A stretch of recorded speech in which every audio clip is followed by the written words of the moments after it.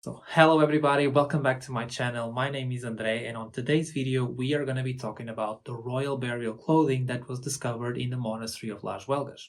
This is a fantastic collection of garments that belong to several members of the Castilian royal family that were buried in the monastery throughout the 13th and the 14th century. They were discovered in the 1940s, and most of them are in a pristine state of preservation.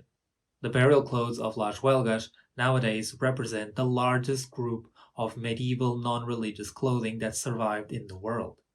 So the monastery of Las Huelgas was founded by King Alfonso VIII of Castile and his wife Eleanor Plantagenet in 1187. The monastery is located in Burgos. Burgos is a city that I would say is in the northern part of Spain. During the medieval period, Burgos, which was located in the heart of Castile, was on the route of pilgrimage to Santiago de Compostela. So it really profited a lot from the presence of the pilgrims, as well as a very steady wool commerce with England, France, and the lower countries. So who was Alfonso VIII? So Alfonso is mostly known for being the great victor of the Battle of Las Navas de Tolosa, which was a pivotal moment in the process of the so-called Reconquest. His wife, which was English, Eleanor Plantagenet, was the sister of Richard the Lionheart. By creating the monastery of Las Huelgas, which was a female Cistercian monastery, the kings ended up by creating as well a royal pantheon. The royal pantheon is a burial space for the Castilian royal family, and several of its members were buried there throughout the 13th and the 14th century. Amongst these burials, there are two that we are going to be talking about today. One belonged to the Infante Fernando de la Cerda, who was the son of King Alfonso X of Castile, and the other one belonged to Queen Eleanor of Castile, who was Queen of Aragon, and she was the daughter of the founding couple. So one of the things that you're probably thinking about is, how did these clothes manage to survive in such a good state of preservation? Well, I would say that there is a very large percentage of sheer luck. When these figures died, their bodies were embalmed. We're talking about members of the royal family, so we're talking about the highest echelons of society. So they would have access to the best techniques and the best materials when it comes to embalming. So their bodies would be preserved for a very long time. So I can give you a good example of something like this happening in another Iberian kingdom. So the Queen Elizabeth of Aragon, she was Queen of Portugal, and she died in the first half of the 14th century. She died in July, on the 4th of July, so it was summer, and she died in a city called Estremoz in Alentejo. But the Queen decided to be buried in the city of Coimbra, in the monastery that she created, the Monastery of St. Clare. So the body had to travel for several days. And remember, this is summer. It's summer in Portugal. It's pretty hot. So the body was embalmed. And throughout the journey, there are accounts of people saying that, unlike what they probably expected, the coffin had this sort of sweet smell. And there was even a liquid coming out of it that was described as something that smelled very well, and it was almost sugary. So Elizabeth of Aragon, besides being Queen of Portugal, she is also a Catholic saint.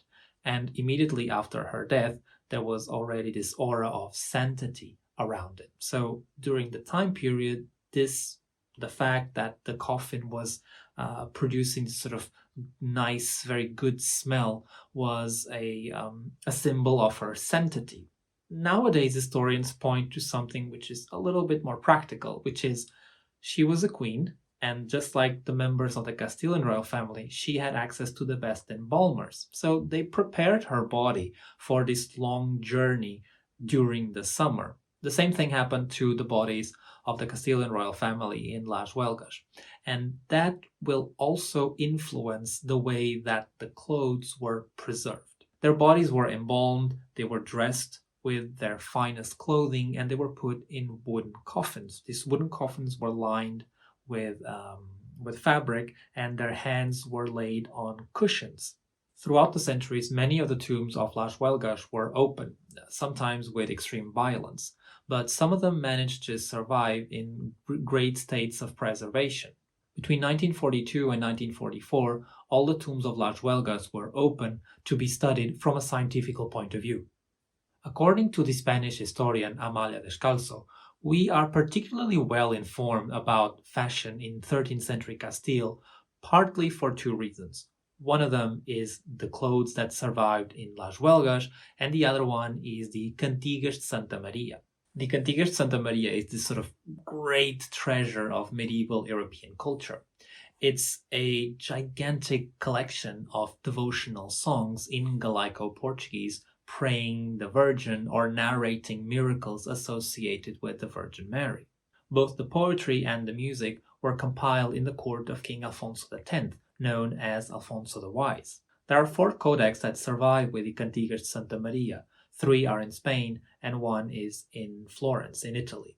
The most famous one is the Codis Rico, which means the rich codex, the rich book, and it belongs to the library of the Monastery of Escorial near Madrid. Why is it known as the rich book? Well, because all of its songs are accompanied with its own illustration. So here we have the example of the Cantiga 107. So as you can see, it's a large rectangle that is divided into 6 squares. All of the cantigas, their illustrations are divided like this, and they represent the most important moments of the story that they are narrating, and they even have captions on top. So the Cantiga 107 talks about the story of a Jewish woman who lived in Segovia, which is a city in Spain, and she committed a crime. She is about to be thrown from a cliff by an angry mob, but before they do that, she asks protection to the Virgin Mary. She says that if the Virgin Mary protects her and saves her, then she will convert to Christianity. So that's precisely what happens. The Virgin Mary comes in her aid. She doesn't die. She lands on her feet by a fig tree, which is also represented in the Cantiga. And then she goes to a church where she tells the story to everybody, and she is immediately baptized, as we can see in the last square.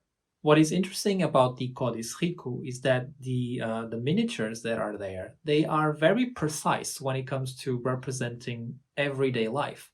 So it is a fantastic source of information for anyone that wants to know about architecture, about clothing, about weapons, about furniture, textiles. Everything is there, and it's depicted in a very realistic and very detailed way. And this is precisely why it's such a good source of information for knowing clothes, because clothes were very well represented and with a great variety. In the case of the Cantiga 107, for instance, it's the only representation that we have of a female smock, so of female underwear. There is another book called the Libro de los Juegos, which is the Book of Games.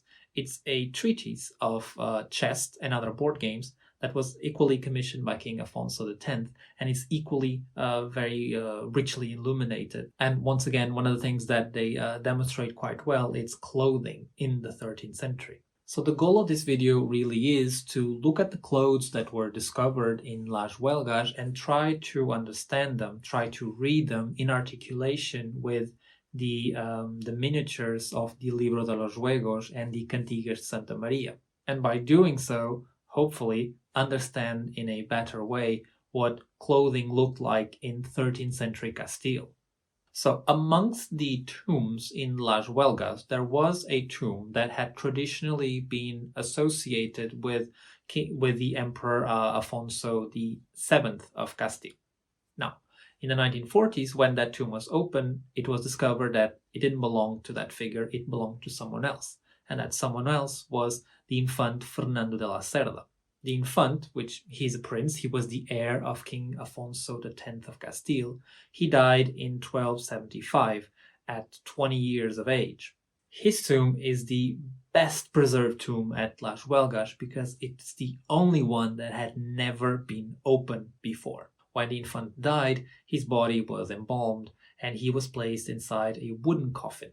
This wooden coffin, as I said before, was lined inside and outside with precious fabrics, and we can see here fragments of that lining that survived.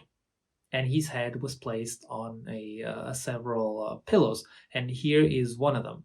What surprises me the most about this pillow is the fact that Not only is this an object of extreme refinement, but it's so well preserved. The clothing in which the infant was buried represents extremely well the typical outfit for a man in 13th century Castile. So he was buried wearing a saya encordada, a plot, and a cloak. And as a member of the aristocracy, of the elite, he obviously also had his accessories. He had a coif, he had a headdress, a ring, a belt, and shoes as well, spurs for riding, and his sword. Oh, and speaking of swords, very recently, the sword of King Denis the First of Portugal, who interestingly he was the husband of Elizabeth of Aragon, was discovered. His tomb, which is located in the Monastery of Odivelas, which is also a feminine Cistercian monastery. So here we can see parallels between two Iberian kingdoms. It was restored. The restoration started in 2019. And during that process of restoration, it was decided to carry out a study of what was inside that tomb, which was in a very, very bad state of preservation and in an urgent need for being intervened. So one of the things that they found inside, besides the body of the king, which was in a really good state of preservation. So for instance, he had all of his teeth, which is something quite astonishing for a man who died in his 60s in the medieval period. But the most surprising discovery was a sword. So his sword was still inside of the tomb. Now, this sword is a ceremonial sword. It's not exactly a kind of sword that he would take to battle, but it is very well preserved and is being restored right now and being studied. So hopefully in the future, we're going to have more information about it. So now let's go back to Fernando de la Cerda. So unfortunately, some of the clothes that he was wearing, they disintegrated. They weren't preserved. This is something which is very natural to happen. Clothing is something that is extremely hard to preserve, and with time they ended up by just disappearing, by disintegrating. This is the case of its underwear. So we know that he was wearing underwear because there are traces there, but the garment itself is now gone. So let's start with the first layer. The first thing that the infant would put on would be his camisa, his smock. This would be made out of linen, which was a breathable, light fabric that could be washed. This would protect the clothes from his body because we all have body oils that damage the clothes, but it would also protect his body from the clothes that went on top. According to the historian Carmen, the Códice Rico shows us two types of camisas, two types of smocks. One is a very common one, and it's a sort of wide, loose smock made from linen. And the other one is a skin-tight one called camisa a cuerda. This means a lace-up smock. So on the side or on the back, where it would close, it had laces, and they could be pulled. And by doing that, they would mold the human figure. They were forbidden several times, but people kept wearing them. They were forbidden because they were considered immoral, because they revealed the lines of the body, and they were considered just too tight. So in the Cantiga 148, we can see an example of this sort of wider shift. And it's a story that it's precisely about a knight that was protected by his linen shift. In the Cantiga 78, we can see a representation of the camisa a cuerda, the skin-tight smock. And this cantiga illustrates the story of how the mother of a man who was a gambler and a drunk and a hellraiser, how she puts him into order. And in one of the stories, one of the squares, you can see that she even drags him to church. She has him by a rope, and you can see that he is wearing this very tight shirt. He lost his clothes on a fight. He is a gambler, he's a drunk, he is someone who is constantly fighting, so he has all of these negative traits. So another one would be vanity. He would be vain. So of course that they represented him wearing these forbidden sexy shirts. The other garment that was standard underwear for men were the bragas, the breeches.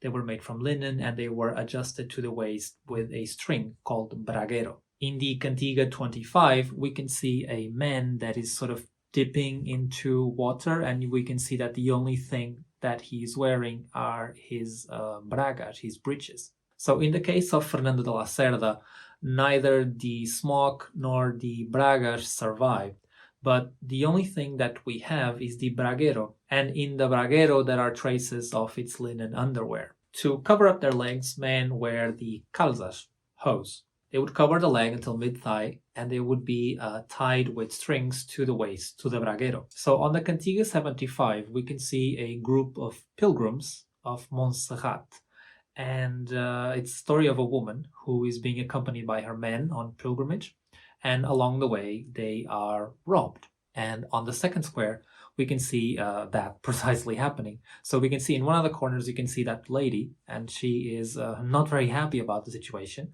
And in the center, we can see one of her men who is being stripped of his clothes. And we can see that he's wearing one of those sexy forbidden smocks. Very interesting for a pilgrim. And tied to his waist, covering his legs, he has his calças, his hose, which are black. On top of the camisa, men wore the saya. This was a garment that it presented a tunic, or we can call it almost like a knee-length dress. It was known as saya in the Kingdom of Castile. In the Kingdom of Aragon, it was known as a jonela. There were two types of sayas, a wider one that was adjusted to the waist with a belt that seemed to be very comfortable and allowed freedom of movement. And it was mostly worn by members of the low social classes. Although in the cantigas you can see members of all social classes wearing them, but there is a prevalence of lower class people wearing that wider type of saya. The other type of saya was known as a saya encordada, like the camisa encordada, and it was open either on the side or on the back, and it closed with laces. And by closing the laces, it would adjust to the body and would be much more skin tight than the other wider kind of saya. The saya encordada was owned generally almost only by members of the aristocracy and the elite. The infant, as a member of that society, was precisely buried wearing one of these sayas encordadas. The one that belonged to the infant that we can see here was made out of silk, and it had metal thread as well. And you can see that it's covered with a pattern. This is an heraldic pattern. If we look closely, we can see that this represents the castles and the lions of the Kingdom of Castile and Leon. Heraldry was very fashionable during this time period, and it really covered all of the surfaces. We can even see in the cantigas representations of altar cloths with their heraldic symbols of the Kingdom of Castile. We can see them in clothing, we see them in architecture. So the saya encordada of the infant closed on the left side with laces, and it was lined with crimson taffeta. This type of saya really is a good example of how clothing was made during this time period. If we look at it, this is actually a very simple cut. It's mostly rectangles and triangles. Now, the members of the higher classes always wore something on top of their saya, and they had many types of garments that they could choose from. In the case of Fernando de la Cerda, he chose to wear a plot. The plot was worn over the saya and under the cloak. In the Kingdom of Castile, it was known as a plot. In the Kingdom of Aragon, it was known as a cota. And it resembles very much the European sideless surcoat. It's practically almost the same garment. It is a large tunic that has openings on the side. The particularity of the Castilian plot is the fact that the openings are so large and they allow to see the saya underneath. So according to Manuel González Moreno, who was present when the tomb of the infant was opened, for some reason the infant was buried with his plot underneath his saya. Now, nowadays we don't know why this happened, and I said to you that normally the plot was worn on top of the saya. So for some reason they decided to reverse this order, but it's not known today the reason why. In the Monastery of Las Huelgas, there is another plot that survived, which is in a very good state of preservation. It belonged to King Henry I of Castile, and it's made out of silk, and it has golden leather as decoration. Originally, it was also lined in rabbit fur. On top of everything, the infant wore a cloak, a semicircular cloak known as a manto a cuerda. It was a cloak that was kept in place with a lace or a string on the chest. To protect his hair, the infant wore a coif. It was worn by men of all social classes, and we can see many examples in the Códice Rico. Normally, the ones that are represented in the Códice tend to be the more average common ones, which were the simple linen ones. Now, the one that belonged to the infant was an object of absolute luxury. It was made out of canvas with silk and embroidered with golden thread, and it also has Islamic decoration in the front. Now, this is something very interesting that happened during the medieval and the early modern period, which is the Christian elites of the peninsula were absolutely in love with Islamic luxury. And this is not just in clothing, this is true for architecture, for music, for other fields. There was a particular taste for this Islamic refinement. On top of his coif, the infant wore a barret or a capello, and this was a cylindrical frame of beechwood which served as support, covered by a fine white canvas lined with crimson taffeta on which the heraldic decoration is arranged. Now, this is a ceremonial headdress of a great luxury. Like the coif, it also had its origins in the military world, and it was extremely popular amongst the higher classes during the 13th century. In the Cantiga 169, we can see an example of a barret which is very similar to the one of the infant. This miniature represents precisely a young Alfonso X. So this is the father of the Infante Fernando de la Cerda. And you can see that he is wearing a barret, which is very, very similar to the one that was buried with his son.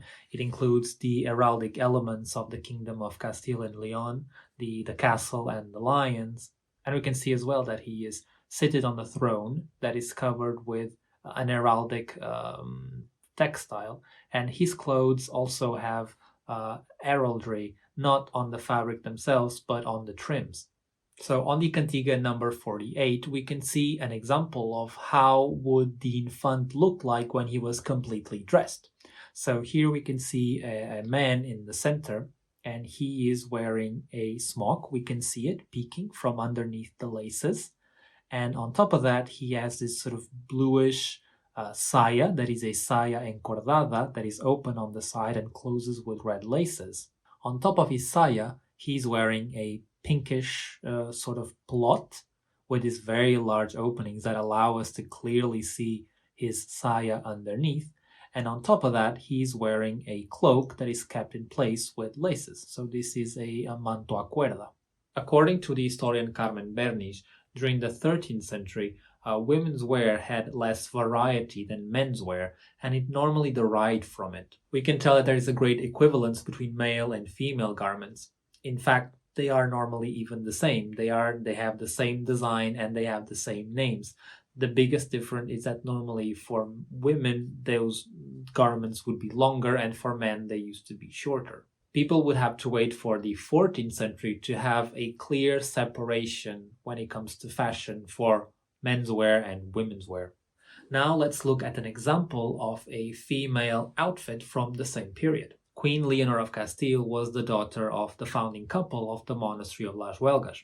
She married King Jaime I of Aragon, but the marriage was annulled. So like any other person during her time period, she would wear a linen smock underneath her clothes. And we can see in the Cantiga 107 a good example of how her smock might have looked like. There was a Spanish fashion in the 13th century which had Islamic origins for using embroidered shirts. Now the shirts would be embroidered with colorful silks. In medieval documentation, they are known as camisas margomadas. And just like the camisa cuerda, they were forbidden several times. But as we can see by looking at the miniatures of the Cantigas de Santa Maria and the Libro de los Juegos, people kept wearing them. So in this example of the Libro de los Juegos, we can see this lady. She is playing chess against a man dressed in red. And we can see her smock. We can see that she's wearing a camisa margomada.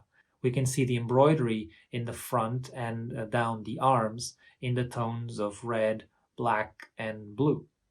On top of her camisa, Leonor would wear her saya. Because we're talking about a member of the royal family and her saya is particularly luxurious, this is known as a brial. The brial was a name given in the 13th century to luxury sayas. So as you can see, it was open on one of the sides, so it could lace up. It would show her camisa underneath, and it's made from silk. The most interesting aspect, at least for me, about this garment is the fact that it has a length of 1 meter and 90, which was much larger than the queen was. Now, this was something that historians interpret as the fact that the clothes were meant to limit her movements. Why? It was a sign of wealth and prestige. She didn't have to work. Only someone who had to work had to wear functional, comfortable clothes. She is a queen. She doesn't need that. So in the end, this is just a sign of wealth and power. On top of her brial, she wore a plot, just like the Infante. The only difference is that hers is much longer. It has huge openings on the side, and it's made from silk.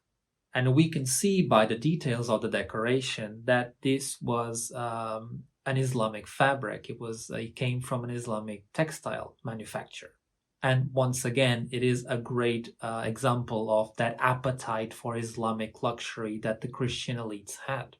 So here in this scene from the Libro de los Juegos, we can see how the queen would look like when she was fully dressed. So we can see this lady, she's wearing a camisa margomada, the embroidered shirt. And on top of that, she has a brial, which is red, and it clearly allows her to show off her underwear underneath, which was a sign of wealth. This is a luxury piece of underwear. It was made out of linen and it was embroidered with colorful silks.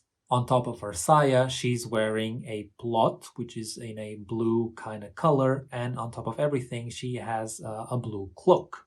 The lady finished off with this very tall, very particular sort of headdress. This was very fashionable during the 13th century, but only for women of the highest social circles. So only queens and nobles would wear this.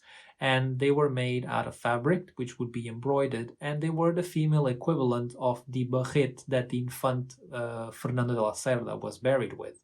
So I hope you enjoyed this video. If you are interested about this subject, don't forget to check the sources that I use. I'm gonna have them in the description below. And if you want to, you can also follow the channel on Instagram. I'm gonna leave the link. So I hope you enjoy it, and I'll see you on the next video.